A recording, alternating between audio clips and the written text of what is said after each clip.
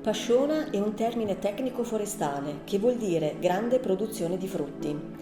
Gli alberi forestali non fruttificano regolarmente tutti gli anni, ma ogni tot anni. Forse non è ben conosciuto il fatto che gli alberi comunicano tra loro attraverso messaggeri chimici e così riescono a sincronizzare la loro fioritura e fruttificazione. Quando arriva un anno di pasciona, questa si manifesta su enormi superfici ed in modo spettacolare, come documentano queste fotografie. Il 2020 per il faggio nel Veneto è stato un anno di pasciona ed ora, sul suolo delle faggete, stanno germinando ovunque i semi caduti lo scorso anno.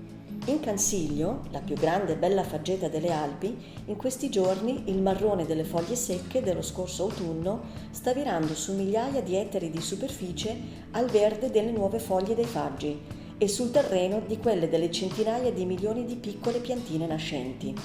Per Veneto Agricoltura, gestore della foresta demaniale, si tratta di una benedizione perché l'evento permette di rinnovare in modo naturale la foresta.